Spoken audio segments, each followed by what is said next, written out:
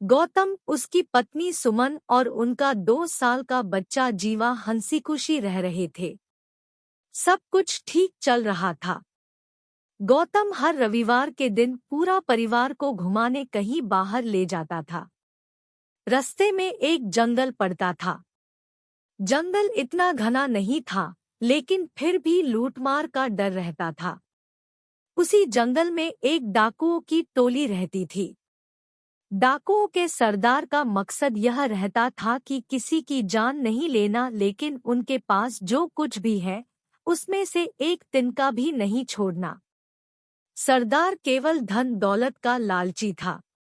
सरदार पिछले कुछ सप्ताहों से देख रहे हैं कि एक गाड़ी लेकर पूरा परिवार हर रविवार को इस जंगल से गुजरता है।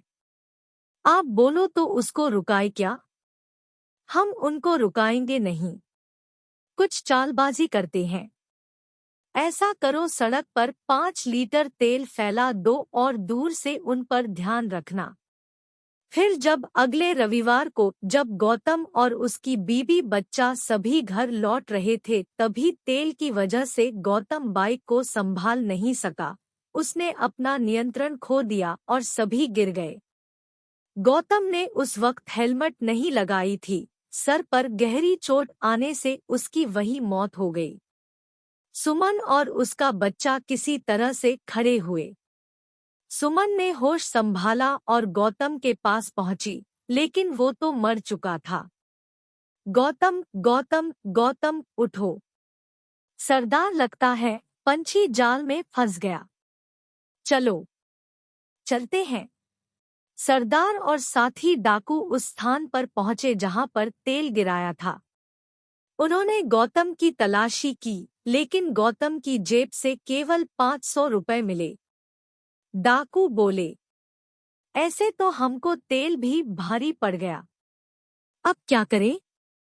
एक काम करते हैं, इस बच्चे को छीन लेते हैं और शहर में बेच देंगे। क्या बोलते हो? जी सरदार। इतना कहते ही डाकुओं ने सुमन से बच्चे को छीन लिया और सभी भाग गए। सुमन चिल्लाती रही, गौतम उठो, हमारा बच्चा। सुमन को पता चल गया और उसने मान लिया कि अभी गौतम और उसका बच्चा वापस नहीं आने वाला। सुमन ने वही घाटी से कूदकर जान दे दी। 4 साल बाद एक हंसते खेलते एक जोड़ा, विनय और उसकी 8 महीनों की गर्भवती पत्नी पल्लवी दोनों कार से जा रहे थे। अचानक पल्लवी को पेन शुरू हो गया और वो दर्द से कराह रही थी। तभी विनय ने कार की स्पीड बढ़ा दी और जंगल के रास्ते निकल पड़ा। जंगल में प्रवेश करने से पहले विनय ने बड़ा बोर्ड देखा, जिसके ऊपर साफ साफ लिखा था, रात के समय इस जंगल में प्रवेश नहीं करें।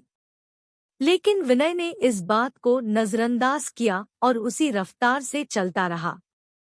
थोड़ी ही दूर फट करके कार का टायर फट गया। गूगल लोकेशन से पता करके विनय ने पता लगाया कि हॉस्पिटल कुछ ही दूरी पर ही है। पल्लवी ने कहा कि आपको ध्यान रखना चाहिए था, वहां पर लिखा था कि रात को यहां से नहीं आना, पर आपने। मुझे बहुत दर्द हो रहा है, प्लीज कुछ कीजिए। विनय ने पल्लवी को बाहर निकाला, उसको ध्यान से पकड़ा और दोनों पैदल चलने लगे। कुछ ही कदमों की दूरी पर उनको अजीब अजीब आवाजें आने लगी, लेकिन दोनों खुद को सांत्वना देकर आगे बढ़े। सामने अचानक धुआं बढ़ गया और धुंधली धुंधली परछाई दिखाई दी। विनय ने मदद के लिए पुकारा, क्या आप मुझे बता सकते हैं कि यहाँ पर कोई रिक्शा वगैरह कहाँ मिलते हैं? मेरी बीबी को पेन शुरू हो गया है, वो प्रेग्नेंट है। धुंधली परछाई एकदम साफ हो गई और एक औरत दिखाई दी जिसके चेहरा बालों से ढका हुआ था। विनय समझ गया कि कुछ न कुछ जोल जरूर है। वो चुपचाप निकलने लगा। इतने में सुमन बोल पड़ी, हाँ, कहाँ जा रहे हो? मुझे मेरा बच्चा चाहिए, मेरा बच्चा।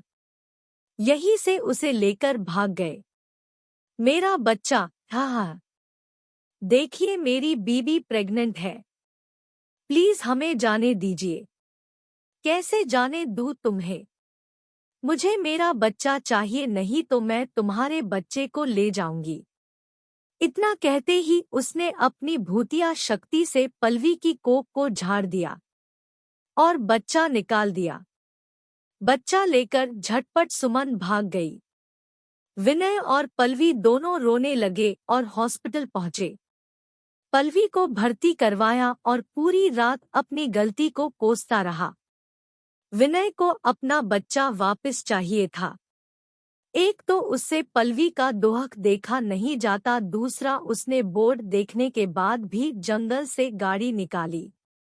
सुबह होते ही दोनों गांव में गए और वहां के लोगों को पूरी घटना सुनाई। गांव वालों ने कोई हमदर्दी नहीं जताई। अरे भाई, ये यहाँ का रोज का मामला है, भला मनाओ कि तुम दोनों की जान बच गई। चुड़ैल किसी को जिंदा नहीं छोड़ती। भाई साहब, आपको जितने पैसे चाहिए ले लो, पर भगवान के लिए हमारी मदद कीजिए। विनय और गांव वालों की बात छुपके से सरदार का डाकू सुन रहा था। पैसों की बात सुनते ही उसके मन में लालच आ गया और जल्दी से जाकर पूरी घटना सरदार को सुनाई।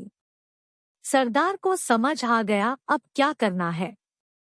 सरदार ने डाकुओं को इकट्ठा किया और बोला, तुम दोनों जाओ उस शहरी बाबू के घर, उसको बोलो कि बच्चा दिला देंगे। और तुम तीनों जाओ उस बच्चे को ढूंढ कर लाओ जिसको हमने बेचा था। विनय ने उस डाकू को बच्चे के बदले पूरी संपत्ति देने को कहा। डाकू खुश हो गया। डाकू ने सुमन के बच्चे को पल्लवी के हाथ में पकड़ा दिया और उनके साथ साथ चलने लगा।